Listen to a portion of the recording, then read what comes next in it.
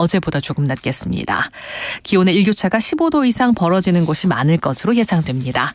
지금까지 1라디오 11시 뉴스를 마칩니다. 아나운서 정지원이었습니다. KBS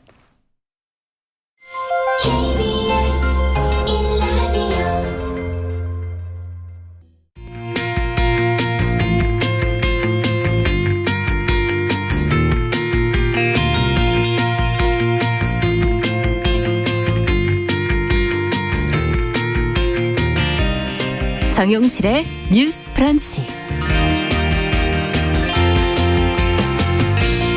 네, 안녕하십니까. 정용실의 뉴스 브런치 문을 엽니다. 저는 정용실 앵커를 대신해서 오늘 진행을 맡게 된 아나운서 정세진입니다. 12년 만에 대한민국의 정상이 일본을 방문했습니다. 어제 한일 정상회담이 있었고 공동 기자회견도 진행됐습니다. 얼어있던 한일 간의 외교 셔틀 재개됐습니다. 하지만 강제징용 피해자에 대한 제3자 변제안에 따른 논란 계속 이어질 것으로 보입니다. 잠시 후 뉴스픽에서 한일 정상회담을 짚어보겠습니다. 서울의 한 아파트의 경비원이 갑질 피해를 호소하며 스스로 목숨을 끊는 사건이 또 발생했습니다. 몇 년 전 이른바 경비원 갑질 방지법 만들어졌지만 이런 사건 반복되고 있습니다. 어떤 구조적인 문제가 있는 건지 두 번째 뉴스픽에서 다뤄보겠습니다. 3월 17일 금요일 정용실의 뉴스 브런치 문을 엽니다.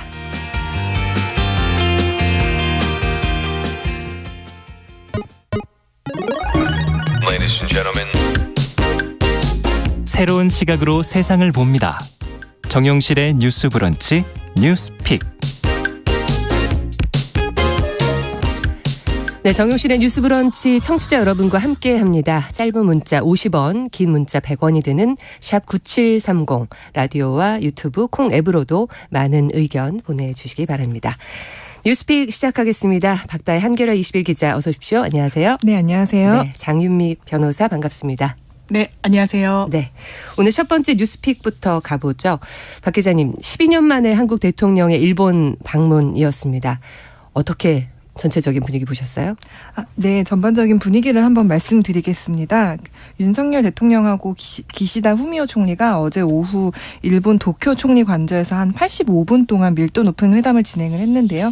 사실 두 분이 만난 건 이번이 세 번째예요. 그래서 지난해 9월에 미국 뉴욕에서 한 번, 그리고 11월에 캄보디아 프놈펜에서 한 번 만났는데 말씀하신 대로 일본에 방문한 건 12년 만이고 네. 그래서 이날 회담에서는 두 분이 이제 한일 관계의 새 시대를 열겠다 이런 좀 강력한 의지를 표출을 했습니다. 그래서 이날은 사실 이제 그 셔틀 외교라는 말이 많이 나오는데요. 이게 어떤 뜻이냐면 이제 한일 정상이 어떤 형식에 구애받지 않고 빈번하게 서로 방문하겠다. 이제 이런 의미에서 셔틀 외교를 복원하겠다. 이렇게 합의가 이루어졌고요. 그다음에 두 분이 이제 공개 기자회견도 이제 함께 했습니다. 그래서 그 기자회견의 어떤 핵심 그 발언들을 살펴보면 이제 윤 대통령 같은 경우는 오늘 도쿄에서 기시다 총리님과 제가 이렇게 만난 것은 그간 여러 현안으로 어려움을 겪던 한일 관계가 새롭게 출발한다는 것을 양국 국민들에게 알려드리는 특별한 의미가 있다. 이렇게 답을 했고요. 그다음에 기시다 총리 같은 경우에는 이제 윤 대통령과 미래를 위해 한일 관계의 새로운 장을 함께할 기회가 찾아온 데 대해 대단히 기쁘다. 이렇게 좀 인사를 나눴습니다. 사실 이날 좀 화제가 된 게 오므라이스가 좀 화제가 됐었어요. 네. 이날 좀 회담이 끝나고 저녁에 뭐 1차는 뭐 스키야키 집에서 회식을 했고 2차는 뭐 오므라이스 집에서 뭐 맥주를 함께 간단히 곁들였다. 뭐 이렇게 좀 기사가 많이 나오기도 했는데요. 어쨌든 그동안 좀 얼어붙어 있던 양국 관계가 좀 회복됐다는 점에서는 좀 의미를 둘 수 있을 것 같습니다. 네. 한일 정상회담 기자회견문 발표했는데 가장 주목해야 될 내용은 어떤 점으로 꼽으실까요? 네, 좀 이제 여러 가지 사안이 나왔어요. 근데 핵심은 이제 경제, 외교, 안보 이렇게 좀 보시면 될 것 같습니다. 이날 좀 일본 정부가 한국에 대해서 이제 반도체 핵심 소재 3개 품목을 그동안 수출 규제를 해왔었어요. 근데 이 수출 규제를 모두 해제하기로 했고요. 그다음에 이제 한국이 수출하는 품목에 대해서 이른바 화이트 리스트, 이거는 이제 블랙리스트의 반대말로 이제 수출 관리 우대국, 그래서 좀 우대를 해준다는 의미가 있는데 원래 그동안은 화이트 리스트의 배제 조처를 좀 했었어요. 근데 이거를 좀 풀어가는 방식으로 대화를 이어가겠다 이런 입장을 좀 밝혔습니다. 그리고 이제 한국 같은 경우도 앞서 그 말씀드렸던 반도체 핵심 소재 세계 품목에 대해서 이제 일본이 규제를 하다 보니까 이거에 대해서 세계 무역기구에 제소를 한 적이 있는데 그렇죠. 한국 정부도 이거에 제소를 취하하겠다라고 이제 밝혔습니다. 그다음에 이제 좀 안보 분야에서도 중요한 좀 일정이 있었습니다. 그래서 안보 분야를 보면 아마 지소미아라고 들어보셨을 거예요. 이게 서로 두 국가 간에 이제 군사 기밀을 공유할 수 있도록 맺는 협정, 이른바 이제 군사 정보 보호 협정이라고 하는데요. 이거를 이제 그동안 사실 지난 정부 때까지는 그러니까 종료를 하겠다라고 했는데 이게 또 미국의 반대에 부딪혀서 네. 좀 종료하는 거 자체를 조건부 연기하겠다라고 밝혀놓은 상황이어서 사실 이게 이도 저도 아닌 굉장히 불안정한 위치에 놓여있던 협정이었습니다. 근데 이제 윤석열 정부에서는 이거를 완전 정상화하기로 했다. 이 말인즉슨 이제 한일이 군사 기밀을 완전하게 공유하겠다라는 이제 의미로 이런 걸 발표를 했고요. 이제 마지막으로 이제 또 아마 오늘 좀 만날 것으로 예상이 되는데요. 이제 한국의 전국 경제인 연합회와 일본의 경제단체 연합회가 이제 뭐 유학생 지원을 위한 이제 한일 미래 파트너십 기금을 설립하겠다라고 이제 발표를 했고 아마 오늘도 이제 대통령께서 아마 경제단체 연합회 등과 좀 만남이 있지 않을지 그렇게 예상이 되고 있습니다. 네. 그러면 경제 부문에서는 어느 정도 네. 아니면 정말 확실하게 뭔가 네. 그동안에 막혔던 네. 물꼬가 확 트인 걸로 보시나요? 어떻게 보시나요? 뭐 규제 조처가 있었던 부분에 대해서는 좀 일단은 1차적으로 풀리긴 했는데 이게 좀 실질적으로 이제 한국 경제에 어떻게 영향을 미칠 것이냐 이거는 조금 지켜볼 필요가 있을 것 같습니다. 네. 장윤미 변호사님 네. 사실 국민들이 가장 관심 있는 분야 물론 경제 분야도 굉장히 중요하지만 그래도 계속 이슈가 됐던 부분이 이제 강제징용 피해자에 대한 문제였어요. 근데 이번에 우리가 정부안을 갖고 갔었고 제3자 변제라는 정부안에 대해서 일본 측이 어떻게 반응을 하느냐 네. 이 부분을 굉장히 국민들이 관심 있게 지켜봤는데 많은 국민들이 지금 실망했다고 볼 수 네. 있을 것 같습니다. 어떤 이야기가 오고 갔다고 보십니까? 일단 제3자 변제라는 건 윤석열 정부가 어떻게 보면 상당히 양보를 한 거예요. 대한민국 사법부의 대법원 판결을 지우면서까지 전향적인 조치를 했다라고 볼 수 있습니다. 왜냐하면요. 제3자 변제라는 건 우리나라 법체계가 허용을 할 때 단서를 답니다. 그러니까 내가 돈을 누구로부터 받을 게 있을 때 다른 사람이 대신 갚겠다고 할 수 있죠. 그런데 민법에 보면요. 다른 사람이 갚겠다고 하는 이른바 제3자 변제 방식을 채택할 때는 이 채권자, 이 사건에서는 강제징용 피해자분들입니다. 동의가 있어야 돼요. 그 당사자의 의사가 확인이 돼야지만 그게 가능한 겁니다. 네. 일단 제3자 변제 방식은 상당히 법률적으로도 좀 논쟁을 많이 남기는 부분이 또 하나 있고요. 우리나라 대법원에서 판시를 했을 때 이렇습니다. 지금 가장 일본의 주축된 입장은 아니 65년도에 한일 청구권 협정으로 다 배상이 이루어졌고 이 부분과 관련해서는 역사적으로 마침표가 찍혔고 이게 한일 양국의 협의에 의한 것이었는데 왜 개인 배상 청구권이 남아있다라고 하느냐 이 부분을 끊임없이 이야기를 했거든요. 예.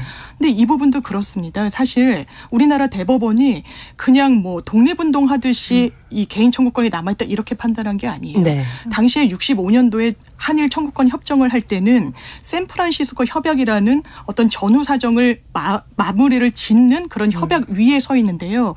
그 협약은 개인들의 어떤 피해 보상 문제를 해결하는 게 아니었다는 예. 겁니다. 그래서 이게 우리나라 대법원이 국제법에 어긋나게 판시를 한 거냐? 그렇지 않아요. 왜냐하면요.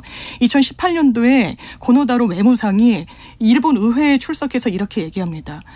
대한민국의 이 개인 강제징용 피해자들의 개인적인 배상 청구권은 남아있다라고 이야기를 해요. 예. 근데 우리나라의 어떤 몇몇 인사들은 개인 청구권은 하나도 안 남아있다라고 얘기합니다. 그렇다면 한일 정상회담으로 다시 돌아와서 우리나라가 양보를 하고 전향적인 입장을 냈을 때 일본 정부가 이 부분에 대해서 어떤 태도를 취했느냐. 저는 최소한 사과라는 말은 담았어야 된다라고 생각합니다. 전혀 없는 걸로 없었죠. 지금 봐야 되는 예, 거죠. 없었다는 게 이제 사과. 이고 다른 뭐 여러 현안들이 있는데요. 김대중 오부치 선언을 계승했다라는 게 사과를 대체하는 개념으로 언급되고 있습니다. 왜 그 당시에 일본이 과거에 본인들의 어떤 과오를 잘못했다고 인정하고 미래로 나아가자라고 얘기하는 그런 선언이었기 때문에. 그런데 한일 정상회담 직전의 상황을 보면요.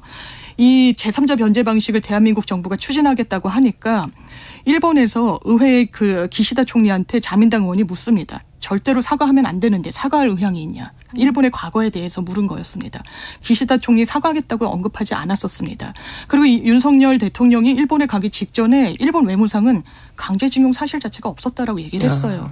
그렇기 때문에 상당히 좀 아쉬웠고 최소한 기자회견 형식이든 뭐 공동선언문을 내지는 못했으니까요. 그때 일본의 어떤 역사에 대한 사과, 어떤 대한민국 강제징용 피해자들에 대한 입장 표명 조금이라도 있었으면 상당히 좋았겠다 싶습니다. 네.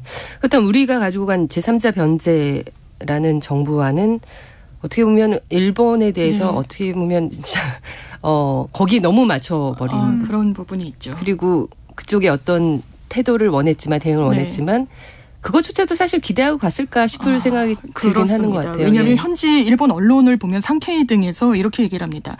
우리 일본 정부가 대단히 고압적인 강제적인 자세를 취하니까 이렇게 대한민국이 좀 저자세로 나오게 됐다. 어느 정도의 외교적 성과를 얻었다는 취지로 분석을 하거든요. 일본 현지 언론은. 그게 저는 잘못된 진단이라는 생각이 들지 않고 사실 왜 그러냐면요. 미쓰비시가 전범 기업으로 해가지고 사실 피해를 배상해야 되는 기업 아닙니까?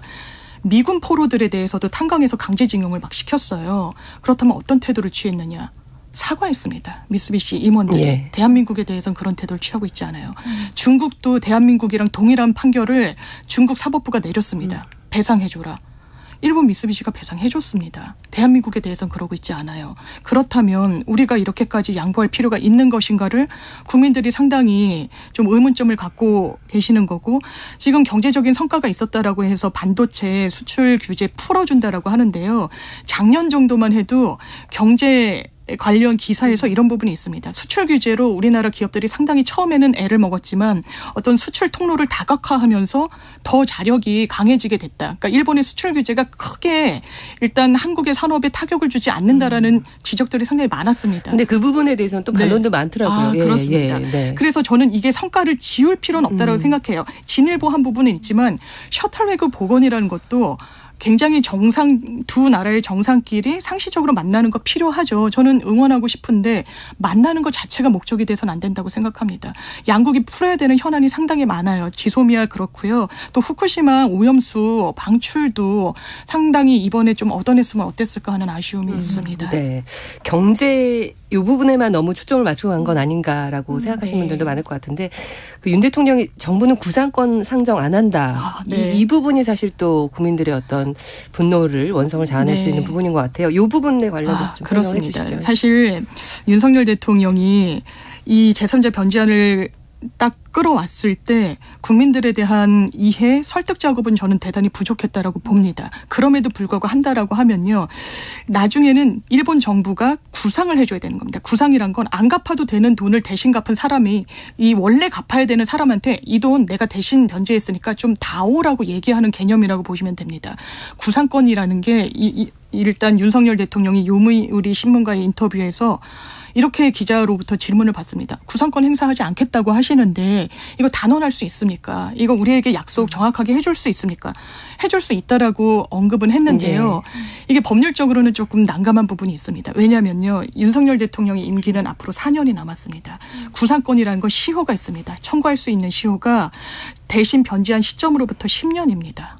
그렇다면 4년 임기가 끝난 그 이후에 구상권 행사 여부에 대해서까지 사실 영향력을 행사하기는 어렵다고 보이는 부분이 있어서 이 부분도 좀 단언한 부분은 좀 법률적으로는 좀 논쟁점이 남아있는 것 같습니다. 네. 박다희 기자는 어떻게 보셨어요? 이 부분 강제징용 피해자에 대한 네. 제3자 변제안에 대한 정부안 네. 그것에 대한 일본의 태도. 네, 좀 많이 좀 사실 착잡한 기분이 많이 들긴 했는데요. 그 윤 대통령이 요미우리 신문과 이제 인터뷰를 한 걸 보면 이런 제3자 변제안은 사실 본인의 아이디어였다 이제라고 밝히시기도 하고 예.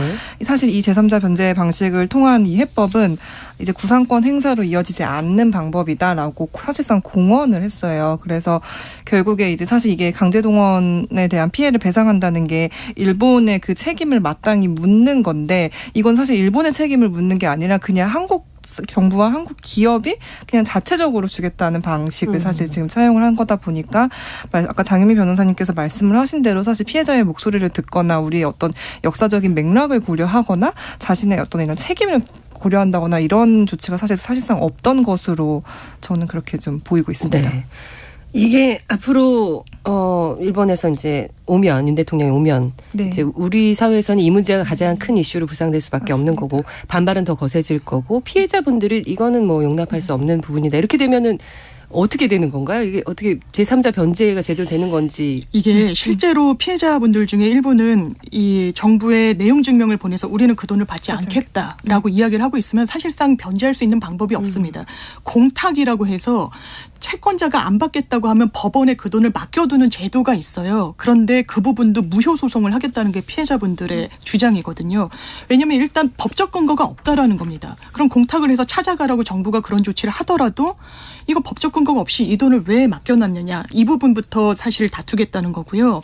지금 제3자 변제 방식이 있기 전부터 배상을 해야 된다라는 대법원 판결이 나온 게 2018년도입니다. 벌써 수년이 흘렀기 때문에 피해자분들은 미쓰비시가 한국에 갖고 있는 자산에 대해서 강제 집행 조치를 상당히 많이 진행을 했습니다. 우리나라의 뭐 부동산 이런 형식으로 갖고 있는 건 아니고요. 상표권, 특허권 같은 것을 대한민국에서 출원한 부분이 있습니다. 그렇다면 그 부분을 현금화하겠다라는 부분은 지금도 진행 중인데 네. 이걸 미쓰비시가 가만히 있지 않았어요. 이 부분을 현금화해 주세요. 그러니까 확정 판결이 있으면 돈을 받아야 된다라는 주문을 현실화시키기 위해서 압류를 합니다. 재산을 동결시키고 이걸 현금화해달라는 명령을 신청하게 됩니다. 현금화 명령 신청을 하는 건데 일단 그것을 했을 때 미쓰비시가 이거 현금화하라라는 이 법원의 판결에 항고하고 재항고해서 그게 대법원에 계류 중인데 우리나라의 외교부가 의견서를 냅니다. 해당 절차에서. 이 부분 판결 빨리 내려주지 마세요. 이건 정부에서 한일과의 어떤 관계 개선을 위해서 노력하고 있는 부분도 있고 하니 이 결론을 보류해 주십시오라고 했습니다. 물론 그 부분과 관련해서 외교 당국으로서 할 수 있다라는 의견도 있지만 대한민국 사법부가 내린 판결을 후속 조치를 하는 부분에 대해서 사실상 제동을 거는 거 아니냐라는 또 반론도 있기 때문에 아마 현금화하는 그 부분과 관련한 속도를 내야 된다는 목소리가 좀 더 높아질 것 같습니다. 딜레마가 있는 것 같아요. 네. 이 부분에 대해서 사실은 정부, 뭐 윤석열 정부도 고민을 많이 했겠죠. 이 문제를 해결하려면 어떻게 해야 될 것인가. 물론 피해자분들의 입장에서 원하시는 대로 할 것인가. 그렇게 됐을 때는 또 일본과의 관계는 어떻게 될 것인가. 어떤 해결점이 있을지 사실 저도 이 부분을 보면서 굉장히 속이 상하면서도 네. 난감한 부분이 있거든요. 어떻게 보세요? 네, 근데 사실 가장 중요한 거는 아까 말씀하신 대로 대법원 판결과는 완전히 어긋난 방향이란 말이에요. 저는 그래서 이건 정부의 사실상 월권이 아닌가라는 좀 생각이 들고요. 계속 이제 윤석열 정부가 이거는 뭐 김대중 오부치 선언을 다시 계승하는 네. 거다라고 했지만 결정적인 차이점은 김대중 오부치 선언 같은 경우에는 그때 당시에 총리가 그 자신들의 식민 지배와 강제징용에 대한 그 과거를 직시하겠다고 얘기를 했어요. 그리고 그거를 사과한다는 것이 그 선언 안에 조항으로 들어가 있었거든요. 근데 사실 이번 회담에서는 기시다 총리가 이런 강제징용 뭐 변제안이나 뭐 위안부 문제나 뭐 말씀하신 뭐 그 후쿠시마 뭐 오염수 뭐 그리고 독도 위안부 뭐 다 이런 문제들에 대해서 이제 기시다 총리가 어떤 직접적인 사과나 유감 표명이 없었기 때문에 이거는 사실 김대중 오부치 선언을 계승하는 것이라고 보기도 조금 어려운 지점이 있고요. 만약에 사죄와 네. 반성이라는 언급이 있었다면, 단어가 있었다면은 사실 저는 그 피해자 분들도 좀 다른 대응을 하지 않으셨을까라는 생각이 들거든요. 그분들이 사실 가장 바라는 게 어떤 배상이나 어떤 돈의 문제라기보다는 일본 정부의 진심 어린 사과였잖아요. 그래서 만약에 기시다 총리가 우리가 그렇게 똑같이 김대중 오부치 선언 때와 마찬가지로 우리가 과거를 제대로 돌아보고 우리가 사과하는 입장을 밝히겠다라고 했으면 조금 사실 다른 좀 방향이 펼쳐지지 않았을까 하는 사죄와 안타까움이 반성을 듭니다. 하고 제3자 네. 변제안이라는 정부안 요 안으로 좀 해결을 해보자 이렇게 네. 태도를 취했으면 네, 네. 조금은 달라지지 않았을까. 네, 그럼 정말 이제 한일 양국의 관계가 정말 발전적으로 정말 미래지향적으로 나아가는구나라고 평가할 수 있을 것 같거든요. 근데 사실 이번 일본 정부가 회담은 조금 좀 사실 과거에 비해 오히려 후퇴하고 퇴보한 거 아닌가라는 생각이 좀 강하게 듭니다. 역시 후퇴하고 퇴보했다. 좀 네. 아쉽다는 점에 네. 대해서는 이론을 달기가 어려운 것 같고요. 기시다 총리도 사실 내부의 보수 진영 그리고 우파의 목소리를 안 담을 수가 없는 겁니다. 그래서 의도적으로 사과라는 말을 정상의 입을 통해서 나오지 않은 부분이 있고 사실 한일 정상회담을 하면 12년 만에 만났으면 공동선언문이 나오는 게 통상적입니다. 그런데 우리나라 정부 왜 공동선언문이 나오지 않느냐는 언론의 질문에 이게 시간이 좀 촉박해서 그렇다라고 공식 입장을 냈어요. 촉박해서 내놓지 못할 사안인 거 아닌 것 같습니다. 기자회견으로 대체를 했는데 기자들도 딱 한두 명의 언론인들에게만 질문을 허용하는 방식이었거든요. 이런 면에서 좀 상당히 아쉬운 성과로 남을 것 같습니다. 네. 청취자 2081번으로 오므라이스는 볶음밥 위에 계란이불을 덮은 레시피인데 혹시 지난 일은 다 덮자는 의미인 건가요? 이렇게 또 해석을 해주셨네요. 3892번으로 셔틀 외교 복원에 의의 있다지만 진짜 외교라면 우리도 외교적 이익을 제대로 얻어야겠죠. 이런 의견 주셨습니다. 기시다 총리가 이제 또 한국을 방문할 네. 텐데요. 네. 그렇다면 그런 시간을 갖게 된다면 우리가 원하는 정말 그 깊은 반성과 사죄 이런 거를 과연 얻어낼 수 있을까? 전향적인 태도를 기대하기는 좀 어려워 보입니다. 차선책으로 지금 내놓고 있는 게 미래청년 기금을 만들겠다는 건데요. 이거는 전범 그 피해자분들과는 완전 무관하고요. 거기에 대해서 다른 일본 기업들이 얼마나 참여할지도 사실 모르는 부분이 또 분명히 있고 여러 아쉬운 점 중에 또 윤석열 대통령이 일본 해상을 북한 미사일이 이렇게 가시거리권에 있다라는 부분을 언급한 부분이 있습니다. 아마 일본과의 관계 자체가 목적이라기보다는 미국이 일본과 그렇겠죠. 한국이 잘 지내길 상당히 원합니다. 왜? 중국을 견제할 필요가 있기 때문이에요. 그래서 이번에 이 일련의 과정을 보면 한미일 그냥 협력 체계를 넘어서 군사 협력까지 가는 수순으로 보이는데 이게 지정학적 위치를 고려했을 때 어떤 또 파급을 낳느냐. 북중러가 또 하나의 벨트로 묶이게 될 수 있습니다. 그러면 우리나라는 이 처한 상황상 이 안보의 리스크가 상당히 올라갈 수밖에 없는 부분도 분명히 좀 진단을 해야 되는 부분이 있습니다. 미국은 중국을 상당히 한국과 일본의 관계 개선 그리고 한국을 지렛대로 견제하려고 하는 부분이 있습니다. 중국 성장세가 가파르거든요. G2 미국을 지금 경제적으로 위협하고 있습니다. 그런데 한국이 과연 그렇다면 중국과 대립각만 세우는 거 맞느냐. GDP가 4분의 1을 넘어요. 최대치로 흑자도 상당히 많이 내고 있습니다. 근데 대중 무역에서 흑자 폭이 상당히 줄어들고 있거든요. 그래서 등거리 외교, 이 양측과의 약간의 거리감을 두면서 어느 일방을 쫓아가지 않는 외교를 종전 정권들에서 해왔던 건데 최소한 윤석열 정부는 이제 한미일 협력 체계 그리고 한미 이런 관계를 상당히 중시하다 보니까 네. 약간 놓치고 있는 부분이 있지 않나 싶습니다. 박대 기자님 그 정치권 반응 또 이제 상당히 이제 격렬해질 네. 그 여야가 굉장히 격렬해질 것이고 네. 또 남은 일정 어떻게 되는지 좀 짚어주시죠. 네. 그 사실 조금 더 짚어보고 야 할 지점 중에 하나 간단히 말씀을 드리면 사실 보도를 통해서 일본 교도통신 보도로 나온 건데 이제 기시다 총리가 이제 2015년 12월에 이번에 강제징용 해법과 비슷하게 한일 위안부 합의를 이행을 해달라고 요구를 한 적이 있었어요. 근데 이번 회담에서도 그 이행을 좀 촉구해달라라고 이런 요구를 했다는 점이 알려졌는데 일단 대통령실은 좀 공식적으로 좀 부인을 하는 상황이어서 이 지점이 어떻게 됐나도 봐야 되고 예. 그다음에 이제 뭐 지소미아 같은 경우도 말씀하신 대로 이게 사실은 더 나아가면은 한일 그러니까 일본의 자위대가 사실 한국에 들어올 수 있는 어떤 가능성까지도 사실 생각을 해봐야 되는 문제거든요. 그래서 좀 민감한 사안들이 많다 보니까 야당에서 좀 반대가 이제 심한 상황이고 당장 이제 오는 토요일 내일이죠. 내일 아마 좀 상당히 좀 대규모 시위가 있을 것으로 보이고요. 근데 이제 다만 여당에서는 이제 당연히 이걸 어떻게 성과로 평가하는 목소리가 나왔습니다. 사실 오늘 오전에 이제 김용남 전 국민의힘 의원이 얘를 좀 부적절한 비유라고 저는 생각이 드는데요. 예를 들어 학폭 가해자가 동창회에 나갈 때마다 사과를 하는 게 맞냐 이런 식으로 말을 주장을 하면서 사실 이번에 이 강제징용 변제안에 대해서 굉장히 좀 옹호하는 발언을 하기도 했는데 좀 부적절하지 않나 약간 그런 생각이 듭니다. 네.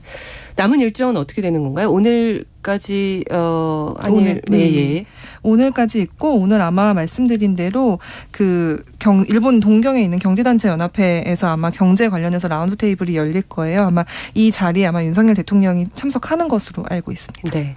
짧게 그 국내 언론들의 이번 그 한일 간의 교류 어떻게 봤다고 평가하세요? 저는 기사를 이렇게 찾는데 네. 너무 극명하게 많이 너무 그 맞습니다. 아주 다수의 어떤 네. 의견과 아주 소수의 뭐 대부분의 언론들은 일단은 뭐 이른바 그런 셔틀 외교라는 것이 좀 제기됐다는데 좀 무게를 두고 있는 것 같고요. 이제 또 다른 언론에서는 다만 특히 이 강제징용 해법 배상안에 대해서 그리고 그거와 이제 지소미아 정상화에 대해서 좀 우려하는 목소리가 좀 일부 나오고 있는 상황인 것 같습니다. 네. 새로운 출발일지 아니면 다시 꼬이는 지점일지 어떻게 좀 미래를 저는 내다보시나요? 미래지향적으로 가야 되는 게 맞는 것 같아요. 양국이 어떻게 일본의 어떤 전향적인 입장만을 한국의 전향적인 입장만을 요구할 수는 없습니다. 주고받는 게 외교일 테니까요. 그런데 이번에는 대한민국 정부가 너무 많이 양보한 건 맞는 것 같다 네. 생각됩니다. 뉴스브런치 1부 마치고 2부에서 뉴스픽 이어가겠습니다. 11시 30분부터는 일부 지역에서 해당 지역 방송 보내드립니다. 지금 시각은 11시 30분입니다. KBS 여러분은 지금 KBS 1라디오 정용실의 뉴스 브런치와 함께하고 계십니다. 네, 뉴스픽 계속 이어가죠. 12년 만에 한국 대통령의 일본 방문, 한일 회담 관련해서 좀 마무리 발언을 좀 더 얘기를 하는 게 좋을 것 같다는 생각이 드는데요. 박대 기자님은 일단 가장 이번 한일 간의 회담에서 중요하다고 보시는 분, 그리고 앞으로 꼭 이 지점은 어떻게 해결해 가야겠다라고 생각하는 부분. 네, 아무래도 뭐 강제징용 제3자 변제안에 대해서 일본이 아무런 어떤 사과 발언이 없었다는 점이 좀 가장 중요한 것 같고, 이후에 말씀하신 대로 공탁을 할 것이냐 말 것이냐, 그 공탁이 무효일 것이냐 말 것이냐는 굉장히 수많은 법적인 절차들이 남아 있기 때문에 그거를 저희가 좀 계속 지켜봐야 할 것 같고요. 좀 말씀하신 대로 외교라는 게 사실은 어떤 단절이 해법은 아니라고 저도 생각을 하거든요. 근데 이게 어떤 우리가 갖고 있는 역사적 맥락 안에서 이루어져야 되는 거라서 좀 그리고 또 하나 가장 중요한 것은 사실 피해자의 목소리가 피해자가 여전히 생존하고 계시고 그들이 계속 목소리를 내고 있는 상황이기 때문에 그들의 목소리를 조금 더 듣고 그들에게 이해를 구하는 과정이 사실 사전에 더 있었으면 좋지 않았을까 하는 생각이 많이 듭니다. 그래서 좀 이후에 법적인 절차를 좀 더 지켜봐야 될 것 같습니다. 네, 장윤 변호사는 제가 최근에 읽은 책 중에 정세현 전 장관의 통찰이라는 책이 있는데 외교 전문가 아니겠습니까? 그런데 이 외교를 담당하는 공무원들 머릿속에 있어야 되는 네 글자는 자국 이익이라고 하더라고요. 그러니까 한국의 정부의 이익, 미국 정부의 이익도 아니고 일본 정부의 이익도 아니고 중국의 이익도 아닐 겁니다. 그렇다면 그 일관된 견지로 오늘의 이 한일 정상회담의 성과가 나왔다고 볼 수 있을 것인가? 향후 역사에서 오늘의 이 정상회담 결과를 어떻게 평가할 것인가? 사실 우리가 많은 걸 양보했지만 후쿠시마 문제, 독도 문제 오히려 물음표만 남기고 끝났어요. 주고받는 게 외교라면 증거는 사실 명징하게 있지만 그리고 내부에서는 국내에서는 내홍이 상당히 앞으로도 예고돼 있지만 우리가 일본 정부로부터 얻어낸 건 과연 무엇이냐. 가시적으로는 지소미아. 근데 지소미아도 사실 창반 양용론이 상당히 남기고요. 뭐 어떤 관계의 회복. 그렇지만 관계 회복이란 건 전제가 상호 건강한 미래를 담보할 수 있을 때 앞으로 나아간다는 거 아니겠습니까? 그런데 아까 말씀드렸다시피 중국에 대해서 태웠던 태도, 미국에 대해서 대했던 태도와는 다소 상반되게 한국에는 상당히 저자세를 요구하고 있는 이런 국면에서 최소한의 반성도 없다라는 부분은 최소한 이번 정상회담에서 잘 남겼었으면 그리고 성과로 이끌어냈었으면 상당히 좋았겠다 생각이 듭니다. 아까 책 얘기하셨는데 윤석열 대통령은 항상 국익 그렇죠. 얘기를 합니다. 예. 그 관점에서 본인은 나름대로 생각을 해서 갔을 텐데. 그래서요, 자유, 국익, 인권 이 이야기를 이제 이번 기자회견에서 하시던데 인권적이라고 평가받기 어려울 것 같습니다. 강제징용 피해자들의 인권을 제대로 담아내지 못했다는 생각이 일단 들고요. 자유. 본인들이 돈을 미쓰비시로부터 받겠다는 이런 항변, 주장 굉장히 오랫동안 또 재판을 끌었거든요. 그 대법원까지 오는 과정 중에도 외교부가 이걸 좀 보류해달라는 취지로 의견을 막 개진했었습니다. 이게 과연 대한민국 정부가 과거에 대해서 실제로 징용 피해자가 생존해 계시는 분들이 얼마 안 남은 상황에서 할 수 있는 최선의 선택지였는가에 대해서는 향후 역사가 평가할 것 같습니다. 네. 한일 회담에 대한 이야기 뉴스픽에서 다뤄봤습니다. 앞으로 어떻게 한일 관계가 열릴지 어떤 식으로 열어 나갈지를 좀 지켜봐야 될 것 같습니다. 뉴스픽 두 번째로 가보죠. 서울의 한 아파트에서 70대 경비원이 스스로 목숨을 끊는 사건이 있었습니다. 박 기자, 숨진 경비원 호소문을 동료들에게 남겼다는데 관리 책임자의 갑질 때문에 힘들었다고 하죠? 네, 그렇습니다. 그 3월 14일 아침에 그 서울 강남구 한 아파트 경비 사무실 인근에서 이제 좀 숨진 채 발견이 되셨고요. 이제 숨지기 직전에 동료들한테 관리 책임자의 갑질 때문에 힘들다 이런 호소문을 이제 휴대전화로 보낸 것으로 확인이 됐는데요. 이 호소문 내용을 확인을 해보면 뭐 소장은 정신적, 육체적 고통을 책임져야 한다라는 이제 글도 있었고 동료들이 받은 부당한 처우도 이제 함께 알리는 내용들이 있었습니다. 근데 이 소위 말하는 갑질이 어떤 내용이었냐 이렇게 살펴보니 뭐 업무 지시를 하면 그거에 대해 이제 복명복창을 하도록 요구를 한다거나 이제 뭐 불법 주차를 단속하라라고 이제 하면서 뭐 추운 겨울에 하루에 뭐 3시간씩 외부에 계속 서 있도록 한다거나 하는 내용들이 좀 있었던 걸로 보입니다. 그래서 이제 동료분들이 이제 이 박 씨가 숨진 경비원 분이 뭐 10여 년간 일을 해오셨는데 인사 조치도 부당했고 이런 인격적인 모멸감을 견디지 못했다. 그래서 이로 인해 숨졌다면서 이제 좀 보호를 받을 수 있는 일터가 되도록 해달라 이렇게 좀 호소를 했습니다. 네. 그리고 사실 이분 이전에도 사실 지난달에는 경비원 10여 명이 이 관리소장을 견디지 못하고 사표를 냈다고 해요. 그리고 또 관리소장이 또 청소원 분들을 해고를 하기도 했는데 그 어떤 한 분은 이제 해고 다음날 또 사망했다는 그런 소식도 있고요. 그래서 이제 이 갑질을 했다라고 이제 지목을 받은 그 당사자분 이제 관리소장은 사실은 이 내용을 전면 부인했습니다. 이분은 이제 자신이 해고한 적도 없고 뭐 갑질한 적도 없다. 그 호소문에 있는 내용은 사실이 아니다. 이렇게 좀 부인을 하고 있는 상황입니다. 네. 예전에는 주민분들과 이제 경비원분들이 네, 직접적으로 부딪힌 부분 때문에 이런 사건들이 일어났는데 이번에는 관리 책임자의 그렇죠. 갑질이 좀 문제가 네. 되긴 했습니다.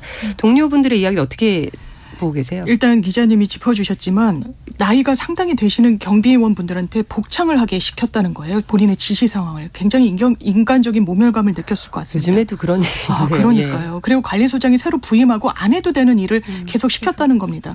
분뇨. 그러니까 상당히 이게 좀 독이 오르고 이러는 업무잖아요. 근데 맨발로는 아니겠지만 이게 살과 닿았다는 겁니다. 원래는 안 했던 일이라는 거예요. 그걸 치우게 하면서 한 일주일, 2주일 계속 약을 발라도 낫지 않으면서 굉장히 고강도의 노동에 시달렸었다. 그리고 이분이 유서를 남기고 극단적인 선택을 하셨는데 거기에 다른 경비원의 사망에 대해서도 관리소장이 책임져야 된다라는 언급을 남겼습니다. 갑자기 해고를 당한 분이 계셨다는 거예요. 그분은 장애가 있는 아들이랑 같이 살고 있는데 하루아침에 해고 통지를 받다 보니까 그 어떤 과중한 스트레스를 못 이겼던 것 같다라는 게 그 동료들의 증언인데 그분은 이제 심장마비 등으로 이제 사망을 하게 되신 겁니다. 그러니까 상당히 이 관리소장이 새로 부임하면서 많은 좀 고충이 있었던 건 같지만 관리소장은 이 부분과 관련해서는 업무와 관련해서 과도한 부분 뭐 이렇게 강압적인 부분은 없었다는 입장 내놓고 있습니다. 그 나름 이제 지침들이 다 마련이 돼 있잖아요. 해야 할 일과 안 해야 할 일과 이렇게 일들이 분류가 돼 있을 텐데 왜 이런 일이 반복이 될까? 어떻게 보세요? 이게 이런 말이 있더라고요. 이 경비원 분들은 을도 아니고 한 정의 위치에 놓여져 있다라는 말들이 나오더라고요. 근데 정의 위치에 놓여져 있다는 거는 자신한테 지시하는 사람이 여러 명이 있다는 뜻이거든요. 그래서 이게 무슨 문제냐 하면 말씀하신 대로 어떤 주민들이 경비원한테 폭언을 하거나 갑질을 하는 거는 이제 몇 년 전에 이제 그런 갑질 방지법이 생기면서 어느 정도 조금 이제 금지 조항, 그러니까 경비원들한테 이런 거는 시키지 말라 이런 조항들이 생기긴 했는데 이제 또 다른 이제 이번에 이제 구조적인 취약점이 좀 드러난 점이 있는 것 같습니다. 이게 보면은 이제 핵심적으로 이제 하나는 간접 고용 문제가 있고요. 하나는 단기 계약에서 이제 전반적으로 이 두 가지가 합쳐서 고용이 불안한 문제들이 있는 것 같아요. 이게 최근에 그러니까 지난해 10월에 이제 직장갑질 119라는 단체에서 경비 노동자 갑질 보고서라는 이제 그런 보고서가 나온 적이 있습니다. 그래서 여기를 살펴보니까 이때 이 직장갑질 119가 9명의 경비원 분들을 사실 인터뷰를 해봤는데 이 모두 전원 단기 계약을 체결하고 있어요. 그러니까 한 1개월 짧으면 한 달에서 길면 1년까지의 단기 계약을 체결하고 있어서 이거는 곧 고용이 되게 굉장히 상시적으로 불안한 상태라는 의미거든요. 그리고 그리고 또 하나는 이분들이 이제 어떤 이 관리소에 직접 이제 고용이 된 게 아니라 합청 업체를 통해서 계약이 된 상태다 보니까 사실 이렇게 말씀하신 대로 어떤 관리소장이 자신을 괴롭혔다고 해도 이걸 뭐 내가 직장 내 괴롭힘으로 고발을 한다거나 할 수가 없어요. 왜냐하면은 관리소장과 같은 회사에 있는 게 아니기 때문에 그런 식으로 이제 규제하거나 할 수 있는 방안도 없는 상황이거든요. 네. 그래서 좀 이런 구조적인 문제를 다시 한번 좀 살펴볼 필요가 있지 않나라는 그런 생각이 듭니다. 이런 시스템밖에 네. 만들어질 수 없는 건가요? 왜 이 부분? 그러니까요. 사실 직장 내 괴롭힘이라는 게 하루 이틀 된 게 아니거든요. 이게 근로기준법에 그래서 개정안을 좀 담습니다. 형사처벌 조항까지 넣었는데 그럼 괴롭힌 사람이 형사처벌을 받느냐? 그렇지 않아요. 실제로 내가 직장에서 괴롭힘을 당했어요라고 뭐 노동청에 진정을 넣거나 회사에 알렸다. 그런데 그렇게 공론화했다라는 것을 이유로 인사상 불이익을 준 사용자에 대해서 형사처벌 규정을 갖고 있지 괴롭히는 사람은 뭐 별도로 그게 상당히 수위가 높아서 별도의 형사법으로 처벌할 수 있는 게 아닌 이상 뭐 말로 하는 부분 이런 걸 근로기준법으로 처벌할 수 있는 조항 자체는 없습니다. 그러니까 이게 제약이 좀 있다는 부분이 있고요. 그리고 경비원 분들에 대한 갑질 문제 상당히 오래됐기 때문에 아주 그분들이 해야 되는 예외적인 업무에 대해서 시행령으로 꼼꼼하게 담아놨어요. 그러니까 경비원이라는 그 명칭에서 알 수 있듯이 경비 업무를 보는 게 주업인 겁니다. 누가 이제 낯선 사람이 드나들지 않는지 뭐 이런 부분을 보는 거고 실제로 그렇다면 할 수 있는 일이 청소와 그에 준하는 미화 보조, 재활용 가능 자원의 분리 배출 아주 꼼꼼하게 법에는 담아놨는데 오히려 이걸 가이드라인으로 해서 종전에 안 했던 일을 더 하게 됐다라는 경비원 분들의 불만 섞인 목소리도 나오고 있어서 이런 부분을 다시 재규정해야 될 것 같기는 합니다. 청취자 임진경 님이 갑질하는 입주민이나 관리소장 처벌 수위가 약하다고 들었는데 어떤가요? 이런 질문 주셨습니다. 사실 이분 같은 경우에는 아마 형사 입건을 해서 조사를 해봐야 될 텐데요. 형사적으로 처벌할 수 있는 건 아까 봤듯이 근로기준법으로는 형사처벌하기가 어려워 보이고요. 강요죄가 해당할지 여부는 살펴볼 필요가 있습니다. 강요죄라는 건 폭행 협박을 통해서 의무 없는 일을 하게 한 거예요. 그러면 과연 그 업무가 의무 없는 일이라고 법적으로 평가를 받을 것인가? 그리고 지시를 한 부분이 폭행 협박, 왜냐하면 강요죄의 요건 중에 하나입니다. 라고 법적으로 평가받을 것인가. 이게 넘어야 될 산이 상당히 많아서 형사처벌되지 않을 가능성도 사실은 열려 있다고 봐야 될 것 같습니다. 피해를 입증하기 굉장히 어려울 것 같아요. 당한 사람 입장에서는 일일이 그때 뭐 그럴 시간이나 있으신지 모르겠어요. 예, 이분들 입장은 이걸 어디다 하소연을 할 수 있는 건지 뭐 그냥 직접적으로 그냥 변호사나 이런 걸 대리인으로 해서 하는 수밖에 없는 지금 상황인 거죠. 그렇죠. 노동청에 진정을 넣거나 하는데 아까 짚어주신 대로 이게 같은 근무 소속이 아닙니다. 원청 하청의 어떤 그 구조다 보니까 이게 상당히 한 단계를 더 경유에 올라가야 되는 그런 부분도 있고요. 그리고 노동청의 진정 이런 게 사실 당사자가 이 생업을 유지하면서 하는 게 쉽지는 않습니다. 그래서 직장갑질 119 이런 곳에서 또 제보를 많이 받고 하기 때문에 이런 곳에 도움을 또 받으시기를 권유해드리고 싶습니다. 네, 박다희 기자님 보시기에는 글쎄요 이런 일이 또 생길 수밖에 없다고 일단은 지금 상황에서는 네. 그래서 이게 사실 이 고용이 불안정한 상황에서는 자신이 부당한 일을 당했을 때 그거에 대해서 항의하는 것 자체가 어렵거든요. 왜냐하면은 바로 다음날 내 상황이 어떻게 될지 모르는 상황이기 때문에 제가 이번에 근데 사고가 나고 나서 좀 이제 저도 찾아보다가 알았는데 이 경비원 같은 경우는 상당수 경비원 분들이 고령이시잖아요. 대부분 뭐 정년 퇴직하시거나 은퇴하시고 부모님 같으신 분들이죠. 네, 그렇습니다. 근데 알고 보니까 이제 만 55살 이상의 고령 노동자는 그 기간제법의 그 제외 적용을 받지 않아서 계속 기간제 근무자로 계약을 할 수가 있다는 55세 거예요. 이상은? 네, 55세 이상은. 그러다 보니까 계속 이렇게 불안정한 위치에 좀 놓일 수밖에 없는. 그러니까 한 달로 쪼개서 계약을 해도 큰 문제가 되지 않는 그런 상황인 거예요. 그래서 좀 이게 과연 적절한 조치인가라는 거를 좀 한번 좀 다시 돌아볼 필요가 있지 않을지 좀 그런 생각도 들었습니다. 그분들 입장에서는 이제 한 달이라도 일을 해야지 먹고 사실 수 있는 상황인 거고.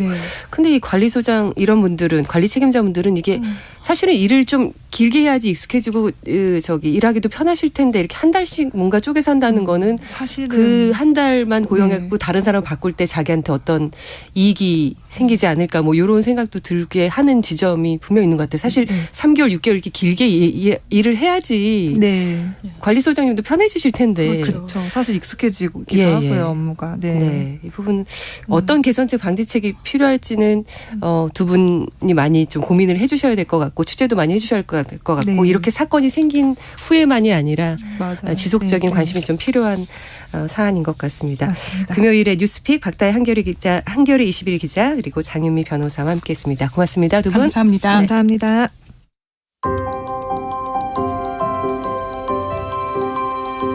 정용실의 뉴스 브런치는 여러분과 함께합니다.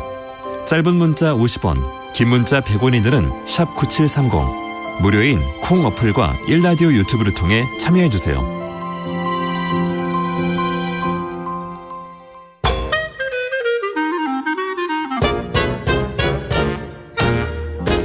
모두가 행복한 미래 정용실의 뉴스 브런치.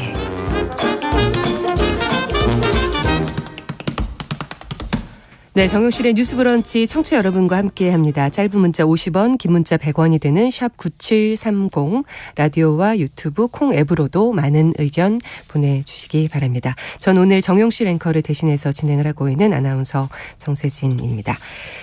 이번엔 브런치 초대석 시간입니다. 페미니즘 다들 익숙하실 겁니다. 에코페미니즘은 어떠실까요? 플라스틱을 줄이고 기후위기를 고민하고 이를 줄이기 위해 노력한다. 이런 점과 연결이 된 페미니즘이다. 자연, 환경, 여성의 연결고리를 찾아보는 것이 에코페미니즘이다. 라고 설명을 드려도 될지 여쭤보도록 하겠습니다. 여성환경연대 이한소영 상임대표님 나오셨습니다. 안녕하십니까? 네, 안녕하세요. 반갑습니다. 네, 저의 짧은 설명이 맞는지 에코페미니즘 설명 부탁드립니다. 네. 에코페미니즘은 이름에서 알 수 있는 것처럼 에콜로지하고 페미니즘을 결합한 사회운동 이론인데요. 인간 중심적인 발전, 무한 성장이나 남성 중심적인 사회 구조가 연결되어 있고 이 두 문제를 동시에 해결해야 된다고 생각하는 이론인데요. 왜냐하면 우리가 지금 당연하다고 생각하면서 누리고 있는 뭐 편리함이라든지 아니면 풍요 같은 것들이 사실은 여성이나 제3세계나 미래 세대나 자연을 희생양 삼아서 이룬 것이라는 걸 비판하기 때문인데요. 그래서 젠더 정의도 중요하지만 젠더 정의와 함께 종간의 정의도 중요하다. 그리고 성평등한 생태 전환이 필요하다고 생각하면서 실천하는 운동이라고 할 수 있습니다. 네. 조금만 네. 더 들어가 봐야지 네, 네. 확 와닿을 것 같아요. 네. 그럼 그냥 페미니즘과 다른 지점 있다면 네, 에코페미니즘. 그러면 제가 어떤 에코페미니스트의 말을 좀 소개해 드릴까 하는데요. 나는 썩은 파이를 평등하게 나누는 것에는 관심이 없다. 이런 말을 한 에코페미니스트가 있었어요. 썩은 파이를 평등하게 나누는 것에는 관심이 없다. 그게 무슨 말이냐면은 인간 사회 내부에 있는 평등을 해결하는 것도 중요하긴 하지만 이 뭐 성평등이라든지 인종이나 지역이나 계급 간의 평등 같은 거를 제대로 이루려면은 인간이 자연과 관계 맺는 방식 자체가 변화해야지 인간이 인간과 맺는 관계도 변화할 수 있다. 이렇게 생각을 하는 거예요. 그래서 에코페미니즘은 더 많이 생산하고 소비하면서 이룬 풍요로움의 허상을 비판하면서 우리 지구를 살아가고 있는 모두의 연결성, 상호의존성 이런 거를 강조를 하고 있는데요. 그러다 보니까 여성의 관점에서 난개발의 문제라던가 아니면 뭐 화학물질과 건강의 문제, 제로 웨이스트, 핵발전소 문제, 기후위기, 생물 다양성이나 뭐 토종 종자 운동 등에 대해서 주목하고 변화하기 위해서 노력하고 있습니다. 네. 이러면 조금 더 좋았을까요? 네. 일단 그 많은 이야기들 중에서 자연과의 관계 맺기를 어떻게 할 것인가. 네. 이 부분으로 생각을 좀 좁혀보면 어떨까 하는 생각이 드네요. 네, 좋습니다. 그 안 대표님께서는 에코페미니즘에 관심을 갖게 된 출발점은 어디였을까요? 네, 저는 사실 한 뭐 자전거로 20분 정도면 시내를 다 돌아볼 수 있는 읍내에서 태어나서 자라서 대학교 오면서 서울에 왔는데요. 6개월 동안 엄청 고생을 했었어요. 처음에. 왜냐하면은 자동차 소리가 너무 심각해가지고 도로에서는 막 말을 할 수가 없었고 거의 반년 동안 목감기를 달고 살았어요. 20대라서 엄청 뭐 심각하진 않았는데 환경오염과 건강 문제를 피부로 체감했다고 할 수 있을 것 같고 제가 대학원에서 여성학을 전공했는데요. 그 공부를 하면서 국가의 목표였던 경제 성장이라든가 GNP라든가 GDP 같은 것이 그렇게 정의롭지 않다는 거를 알게 되었어요. 그래서 뭐 발전 과정에서 여성이 차별받지 않는 것도 중요하지만 여성이 아무리 남성하고 동등해진다고 하더라도 그때 당시에 문제가 됐던 뭐 새만금 문제라든가 동강이 개발 이익만을 위해서 파괴되는 그 문제는 해결할 수 없다는 생각이 들었고 그래서 이끌리듯이 에코페미니즘에 들어가고 여성환경연대 활동가로 일하게 되었습니다. 지금까지. 네. 그러면 좀 더 실질적으로 우리 실생활에 좀 더 직접적으로 느낄 수 있는 부분의 에코페미니즘의 시각을 좀 다뤄보도록 하죠. 일단 생리대와 관련된 일종의 활동, 운동을 하고 계신 거죠, 지금? 네. 예전에 몇 년 전에 이제 이 생리대가 여성들한테 굉장히 건강을 악화시킨 요인 중에 하나가 된다. 이런 기사들이 굉장히 많이 나왔었고 그 뒤에 그래서 조금 더 괜찮은 생리대들이 나오기도 하고 하지만 여전히 에코페미니즘 관점에서 보면은 개선해야 될 부분들이 많다는 지적을 갖고 계실 텐데 어떠신가요? 네. 사실 인구의 절반인 여성이 한 35년에서 40년 동안 매월 4일에서 7일 동안 월경을 하고 그러니까 일회용 생리대 포함해서 월경 용품은 여성에게 정말 너무나 필요한 생활 필수품이잖아요. 그런데 놀랍게도 저희가 2017년에 검출 실험을 하기 전까지는 제대로 된 조사가 한국에서도 세계에서도 거의 전무했다고 할 수 있어요. 그때 일을 계기로 해서 좀 사람들이 알게 된 거군요. 그렇죠. 네네.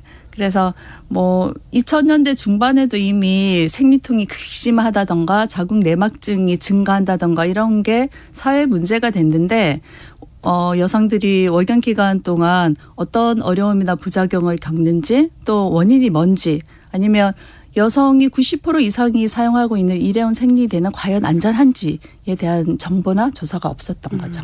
근데 이게 나쁘다고 해서 몸에 안 좋다고 해서 안 쓸 수도 없는 거고. 그렇죠. 그렇다고 정부 대책 이런 것까지가 좀 필요하다고 보시는 건지 아니 어떤 식으로 접근해야지 이 문제를 해결한다고 보시는 건지요? 저희가 2017년도에 일회용 생리대 검출 실험을 했더니 국제암연구소에 발암성 물질이라던가 유럽연합에서 얘기하고 있는 생식 독성이나 피부 독성 같은 물질도 나왔고요. 그다음에 또 한 3년 동안 환경부하고 식약처가 일회용 생리대 건강 영향 조사를 해서 연구가 끝났는데도 1년 반 동안 이 핑계 저 핑계를 대면서 미루다가 작년 10월 말쯤에 발표를 했어요. 근데 그 결과를 보면은 일회용 생리대에 들어있는 화학 물질이 여성들이 많이 경험하는 생리통이라든지 아니면 생리혈색이나 기관의 변화라든지 두통이나 피부 진무름 같은 거와 상관이 있다. 이런 결과가 나왔거든요. 그러니까 이렇게 이제 결과가 나온 만큼 그 결과에 기반해서 여성 건강 대책을 제대로 세워야 된다. 이런 생각이 들었고요. 그럼 제조하는 회사의 어떤 규제가 필요하고 이런 부분을 그래도 직접적으로 우리가 느낄 수 있는 거는 좋은 생리대가 나오게 만들어야 된다는 거잖아요. 그럼요. 그래서 그냥 예를 들면 이제 결과가 일회용 생리대 사용하고 부작용 사이의 상관성을 정부가 공식 인정을 했으니까 그 과학적인 근거에 기초해서 평가 기준을 이제 만들어야 되고요. 또 일회용 생리대에 함유된 화학 물질의 함량을 표시해서 소비자의 알 권리나 선택권이 보장하는 제도로 만들어야 되고 조금 더 근본적으로는 사실 기능상 꼭 필수적이지 않은 화학 물질을 최소화하면서 여성들이 사람들이 안심하면서 월경 기간을 보낼 수 있도록 제도를 만들어야 된다고 생각을 네. 합니다. 항상 이 환경 문제 생각할 때 좀 고민되는 지점은 이제 좋은 제품을 만들어낼수록 가격은 높아지는. 그럼요. 예. 그러니까 지금 생리대 가격이 워낙 높기 때문에 대학생들 같은 경우는 이제 사기가 어려운, 그래서 뭐 기부를 받거나 하는 그 대학생 그 동아리 활동 같은 것도 제가 기부 활동 같은 것도 네, 들어봤는데 네. 그렇게 되면 이제 가격이 더 높아질 거고, 그러면 또 구입하는데 부담을 느낄 거고, 요 문제가 있거든요. 저희도 정말 고민이 많았었는데요. 저희가 유해성 검출 실험을 하고 나니까 유기농 뭐 생리대라든지 이런 식으로 해가지고 굉장히 가격이 높아졌고, 그런 그 제품을 구매할 수 없는 사람들은 그러면 건강하지 않아도 된다는 뜻이냐. 우리 운동이 그런 결과를 낳는 것 때문에 고민이 많았어요. 그래서 월경 빈곤이라는 문제를 해결하는 제도, 정책도 제안을 했는데요. 그래서 뭐 2018년, 19년을 지나면서 서울시하고 여러 지자체에서 이런 생리대 보편 지급을 위한 조례도 제정하도록 저희가 촉구해서 제정이 되었고, 네. 여성가족부에서는 청소년 복지지원법을 개정해서 소득에 관계없이 모든 청소년에게 월경용품을 지급할 수 있도록 조항이 마련됐거든요. 그런데 문제는 뭐냐면은 법은 만들어졌는데 예산을 배정하지 않고 계속 시행을 미루고 있는 거예요. 제가 안 그래도 며칠 전에 대만에서 올해 여성의 날을 기념해서 올해 하반기부터 전국에 있는 학교에서 생리대와 탐폰을 무료로 제공한다는 기사를 받고, 거기에서는 사실 한국의 제도 변화에 되게 이렇게 힘입었다 이렇게 말하기도 했는데, 무척 부러웠고 열심히 더 해야지 이런 마음을 먹었습니다. 네. 시간이 많지 않아서 네. 한 가지만 또 짚고 넘어가죠. 그 미세 플라스틱 문제. 네. 저희가 뭐 먹는 물에도 나오고, 뭐 워낙 플라스틱 그 컵을 많이 사용하니까 이 문제에 관련돼서는 에코 페미니즘에서 어떻게 좀 현안을 다루고 해결책을 찾고 있는지 질문 드리죠. 네. 뭐 아시는 것처럼 플라스틱은 생산이나 소비 유통 과정에서 유해한 물질을 방출해서 노동자와 소비자 건강을 해치고 또 기후 위기도 앞당기고 생태계를 파괴하는데, 저희는 특히 어린이와 여성 건강에 영양에 주목해서 활동을 하고 있는데, 왜냐하면은 현재의 의학이나 과학의 기준이 성인 남성을 표준으로 하고 있기 때문에 예. 성인 남성과는 다른 몸인 어린이와 여성에게 미친 영향을 제대로 파악할 수 없고 규제도 할 수 없는 거죠. 그래서 저희는 뭐 그전에는 유해물질 없는 어린이집이나 학교 만들기도 하고, 여성들이 많이 사용하는 화장품에 들어있는 화학물질이나 미세 플라스틱 문제, 그리고 특히 요즘에는 네일 샵을 많이 이용하는데, 그렇죠. 그 네일샵에 있는 여성들과 의 건강 조사를 해서 대책을 세우는 그런 캠페인을 하기도 했고요. 최근에는 플라스틱 생수병 문제가 굉장히 심각하거든요. 한국에서 한 해 버려지는 그 플라스틱 생수병이 지구를 10바퀴도 넘게 돌 수 네, 있다고 인지를 하고 해요. 있을 겁니다. 네네. 예. 그래서 저희가 시비 모니터링도 하고, 뭐 아니면은 플라스틱 생수병을 먹지 않는 챌린지 이런 캠페인도 했습니다. 네. 자연과 환경, 여성의 연결고리, 에코 페미니즘도 많은 분들의 관심이 더 필요한 시점인 것 같습니다.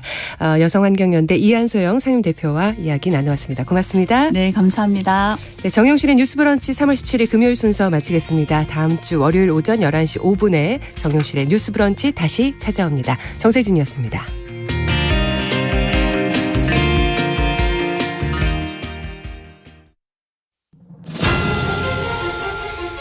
산불의 중심 불기둥 높이는 20-30m, 중심부 온도는 1200